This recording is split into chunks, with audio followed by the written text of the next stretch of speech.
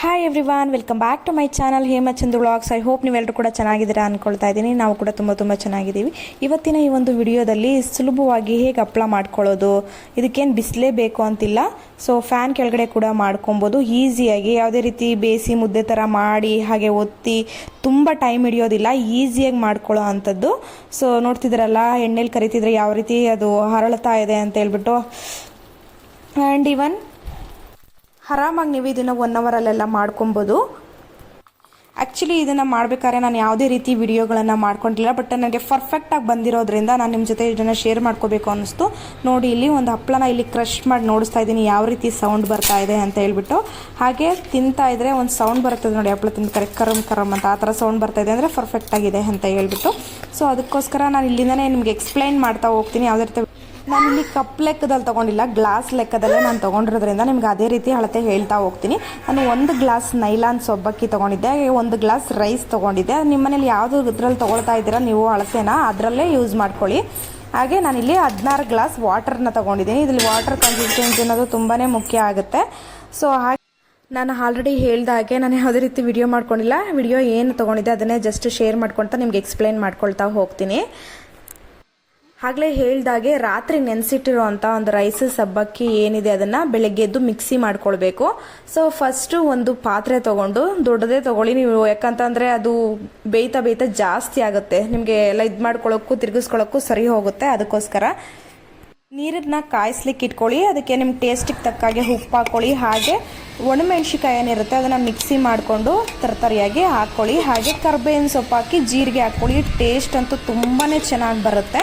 So ಅದು ಚೆನ್ನಾಗಿ ಕುದ್ದಾದ್ಮೇಲೆ ನೀರು ಕುದಿಬೇಕಾದ್ರೆ ಏನು ಮಿಕ್ಸಿ ಹೊಡ್ಕೊಂಡಿರ್ತೀರಲ್ವ ಇದನ್ನು ಮಿಶ್ರಣನ ಅದಕ್ಕೆ ಸೇರಿಸಿ ಎಲ್ಲ ತೊಳ್ಕೊಂಡು ಕೂಡ ಹಾಕ್ಕೊಳ್ಳಿ. ಜಾರ್ಗೆ ಏನಿರುತ್ತೆ ಕಚ್ಕೊಂಡಿರುತ್ತಲ್ಲ ಅದನ್ನೆಲ್ಲ. ನಾನಿಲ್ಲಿ ಏನು ಕನ್ಸಿಸ್ಟೆನ್ಸಿ ನೋಡಿಸ್ತಿದ್ದೀನಿ ಅಲ್ವಾ, ಸೊ ಇಷ್ಟು ಬರೋವರೆಗೂ ನೀವು ಚೆನ್ನಾಗಿ ಬೇಯಿಸ್ಕೊಳ್ಬೇಕು ಅದನ್ನು.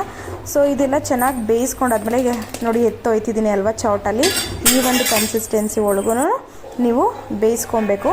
ಸೊ ನೋಡ್ತಾ ಇದ್ದೀರಲ್ಲ ಅದರಲ್ಲಿ ತರತರಿಯಾಗಿದೆ, ನೋ ಪ್ರಾಬ್ಲಮ್, ಅದಿದ್ರೂ ಕೂಡ ತುಂಬ ಚೆನ್ನಾಗಿರುತ್ತೆ.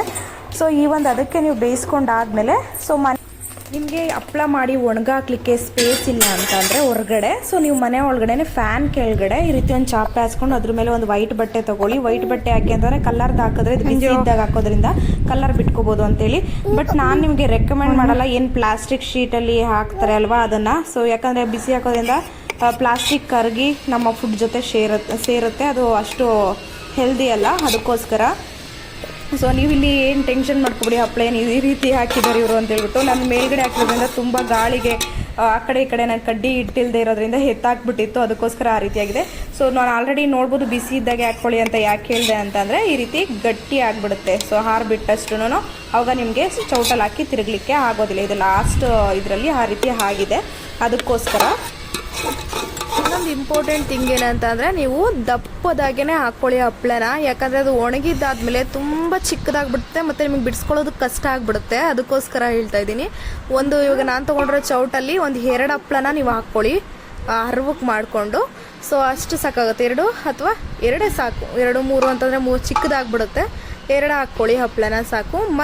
ಮಂದವಾಗಿ ಹಾಕ್ಕೊಳ್ಳಿ, ಆವಾಗ ನಿಮಗೆ ಬಿಡಿಸ್ಕೊಬೇಕಾದ್ರೆ ಬಟ್ಟೆಯಿಂದ ಈಸಿ ಆಗುತ್ತೆ. ನಿಮಗೆ ಹಪ್ಪಳ ಎಲ್ಲ ಒಣಗಿದೆ ಅನ್ನಿಸ್ದಾಗ ಅದೇನು ಬಟ್ಟೆ ಮೇಲೆ ಹಾಕಿದಿರಲ್ಲ ಅದನ್ನು ಉಲ್ಟಾ ತಿರುವಾಕೊಂಡು ಸ್ವಲ್ಪ ನೀರು ಚಿಮ್ಕಿಸ್ತಿದ್ದಂಗೆ ನೀವು ಹಪ್ಪಳನ ಈಸಿಯಾಗಿ ಎತ್ಕೊಬೋದು. ನೋಡ್ತಾ ಇದ್ದೀರಲ್ಲ ಎಷ್ಟು ಚೆನ್ನಾಗೇ ಬಂದಿದೆ ಅಂತ ಹೇಳ್ಬಿಟ್ಟು. ನಾನು ಆಲ್ರೆಡಿ ಹಪ್ಪಳ ಒಣಗಿರೋದನ್ನು ಬಿಡಿಸ್ಕೊಂಡು ಮತ್ತು ಅದನ್ನು ಏನು ಎತ್ಕೊಂಡಿರ್ತೀವಲ್ಲ ನೀರೆಲ್ಲ ಸ್ವಲ್ಪ ಆಗಿರುತ್ತೆ, ಅದನ್ನು ಹೊರಗಡೆ ಬಿಸಿಲಲ್ಲಿ ಇಟ್ಕೊಂಡು ಚೆನ್ನಾಗಿ ಒಣಗಿಸಿ ನೀವು ಸ್ಟೋರ್ ಮಾಡಿ ಇಟ್ಕೊಬೋದು. ತುಂಬಾ ಚೆನ್ನಾಗಿ ಬರುತ್ತೆ. ನೀವು ಎಷ್ಟು ದಿನ ಏನಿಲ್ಲ ಅಂತಂದ್ರೂ ಮಿನಿಮಮ್ 6 ಮಂತ್ಸ್ ನೀವು ಇದನ್ನು ಸ್ಟೋರ್ ಮಾಡಿಕೊಂಡು ತಿನ್ಬೋದು. ನಮ್ಮ ಮನೇಲಿ ನಾನು ಚಿಕ್ಕ ಹುಡುಗಿಯಿಂದ ನೋಡಿದಾಗಿಂದನೂ ನಮ್ಮ ಸೈಡ್ ಈ ರೀತಿ ಹಪ್ಪಳ ಮಾಡಲ್ಲ. ಅಕ್ಕಿನ ಮಿಲ್ಗೆ ಆಡಿಸ್ಕೊಂಬಂದು ಅದನ್ನು ಚೆನ್ನಾಗಿ ಮುದ್ದೆ ಮಾಡಿ ಚಿಕ್ಕ ಉಂಡೆಗಳಾಗಿ ಮಾಡಿ ಅದನ್ನು ಒತ್ತಿ ಬಿಸಿಲಲ್ಲಿ ಒಣಗಿಸಿ ಎತ್ತಿಟ್ಕೊತಿದ್ವಿ. ಆಲ್ಮೋಸ್ಟ್ 1 ಇಯರ್ವರೆಗೂ ಸ್ಟೋರ್ ಮಾಡಿಕೊಂಡು ಅದನ್ನು ನಾವು ತಿನ್ಬೋದು.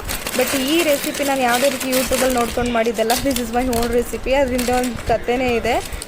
ಅದೇನಂದರೆ ನಮ್ಮ ಪಾಪು ಕಳ್ಸದೊಳಗೆ ಅಕ್ಕಿ ಇಟ್ಟಿರ್ತೀವಲ್ಲ ಅದರಲ್ಲಿ ನೀರು ಒಯ್ದುಬಿಟ್ಟಿದ್ಲು. ಅದು ಅಕ್ಕಿನ ವೇಸ್ಟ್ ಮಾಡೋಕ್ಕಾಗಲ್ಲ, ಹಪ್ಪಳ ಮಾಡ್ಕೊಂಬಿಡೋಣ, ಹೆಂಗಿದ್ರು ಸೀಸನ್ ಅಲ್ವಾ ಇದು ಅಂತ ಹೇಳಿಬಿಟ್ಟು ನಾನು ಅಕ್ಕಿ ನೆನೆಸಿಟ್ಟೆ. ಹಾಗೆ ನಮ್ಮ ಮನೇಲಿ ನೈಲಾನ್ ಸಬ್ಬಾಗಿದ್ದು ಅದು ಯೂಸ್ ಮಾಡದೆ ಹಾಗೆ ಇಟ್ಟಿದ್ದೆ. ಅದನ್ನು ನೆನೆಸಿಟ್ಟೆ, ಅದು 2 ನೆನೆಸಿಟ್ಟು ಸೊ ಮಿಕ್ಸಿ ಹೊಡ್ಕೊಳೋಣ, ಹಾಗೆ ಹಾಕಿದ್ರೆ ಚೆನ್ನಾಗಿರಲ್ಲ ಅಂತ ಹೇಳ್ಬಿಟ್ಟು ಅದು ಮಿಕ್ಸಿ ಹೊಡೆದು ನೀರೇನಿದೆ ಅಲ್ತ ಇಟ್ಕೊಂಡು ಇವಾಗ ಏನು ಪ್ರೋಸೆಸ್ ನೋಡುತ್ತೆ ಎಲ್ಲ ಆ ರೀತಿ ಮಾಡಿಕೊಂಡೆ. It turned out super. ಅದಕ್ಕೆ ಈ ಒಂದು ರೆಸಿಪಿನ ನಿಮ್ಮ ಜೊತೆ ನನಗೆ ಶೇರ್ ಮಾಡ್ಕೋಬೇಕು ಅನ್ನಿಸ್ತು. ಈ ಒಂದು ರೆಸಿಪಿ ನಿಮ್ಗೆ ಇಷ್ಟ ಆಗಿದ್ರೆ ಬೇರೆ ಜೊತೆ ಕೂಡ ಶೇರ್ ಮಾಡ್ಕೊಳ್ಳಿ. ಸೊ ಯಾರೆಲ್ಲ ಈ ವಿಡಿಯೋನ ಎಂಡ್ವರೆಗೂ ನೋಡಿದಿರ ಥ್ಯಾಂಕ್ ಯು ಸೋ ಮಚ್. ಇದೇ ರೀತಿ ಹೆಚ್ಚಿನ ವಿಡಿಯೋಸ್ಗೋಸ್ಕರ ಹೇಮಾ ಚಂದು ವ್ಲಾಗ್ಸ್ನ ಸಬ್ಸ್ಕ್ರೈಬ್ ಮಾಡ್ಕೊಳ್ಳೋದನ್ನು ಬರೀಬೇಡಿ. Once again thank you so much everyone, ಯಾರೆಲ್ಲ ಈ ವಿಡಿಯೋನ ಎಂಡ್ವರೆಗೂ ನೋಡಿದ್ದೀರಾ.